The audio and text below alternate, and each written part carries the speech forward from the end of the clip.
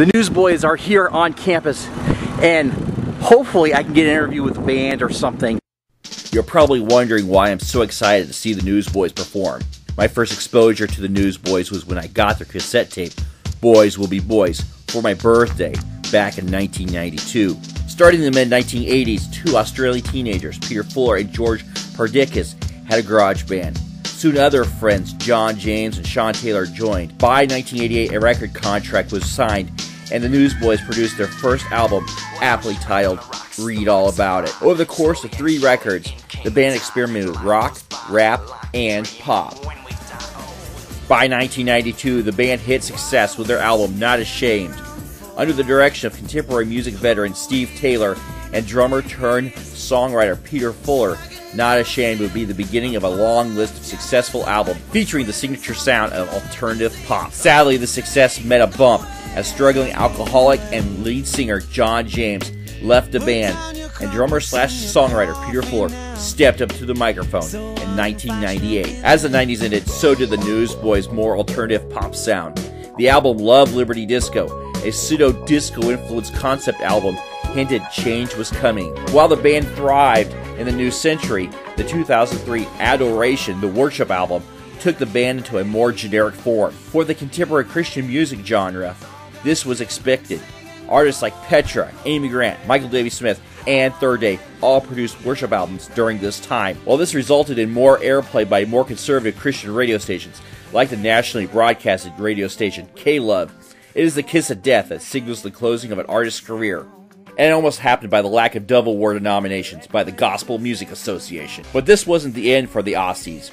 It was just a mere wake-up call. By 2009, Fuller was replaced by former DC Talk co-founder Michael Tate. I'm honored by it. It's like getting the scene from the Stones and the Beatles. Back and forth. Sorry for the gross comparison, but the fact is, I'm just honored to do that. To longtime fans like myself, this was another signal that the Newsboys wanted to continue performing and make great records. Local Christian radio host Howie Nunley agrees. I think it's wonderful. It just goes to show you there's no such thing as competition in the Christian music world. It's all about contribution. This effort was soon recognized by Billboard magazine when they named the Newsboys' 2010 album Born Again as number 10 on the year's top 50 Christian albums of the year. I was so excited to see the result of this new collaboration firsthand, and I found it awesome to find other fans. I'm a Psycho fan. Who found a way to meet the Newsboys in person. As we were led to a classroom in the theater department, the anticipation was really building. Cool. I'm really excited. As the Newsboys entered, fans were invited to ask questions. Don't be shy. Ask anything you want to ask. Over the course of a few questions, it was obvious fans looked to the Newsboys as more than performers, but as people who were part of their lives. After a few questions by folks who paid for the privilege, this reporter introduced himself. I'm with the school television station. Go ahead. That's obvious. Are we on TV right now? No, I wish. And asked about the philosophy behind their new album, God's Not Dead. Yeah, I think it's when you say God is dead and marginalise and put over a box, it takes away the responsibility of actually having to engage your creative. After a quick song and signing autographs, it was time for the show. As warm-up bands Anthem Lights, the City Harmonic, and Abandon performed, and evangelist Bob Lins preached. Bob, we saw the word gentleman. I'm like, oh yeah, on the restroom door. They said, no, it was a big sign. I'm like, really? They said, yeah. It said Gentlemen's Club. Isn't that sad that that's where the name is gone? Guys, in the name of Jesus, let's take back the word gentleman.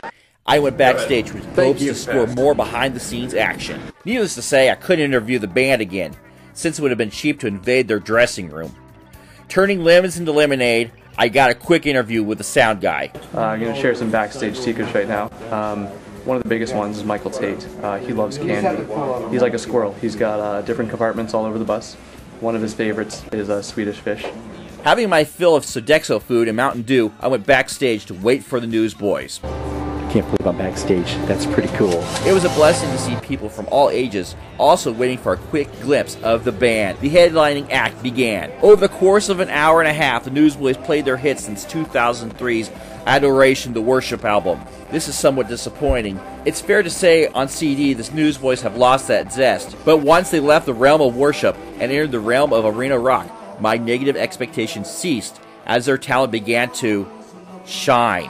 Even after 25 plus years, lead singer Michael Tate still has the voice and the personality that makes people want to listen. Jody Davis, since 1994's album Going Public, still has mad guitar skills.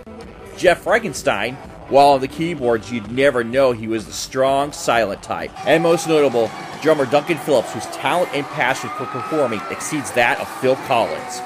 It's at this point I'd like to bottle up the rock and roll spirit of the Newsboys and digitally mass produce it, not in one of the many best of compilations, but into something original, something creative, something beautiful. For the Chart Broadcast Edition, I'm Michael Woodruff.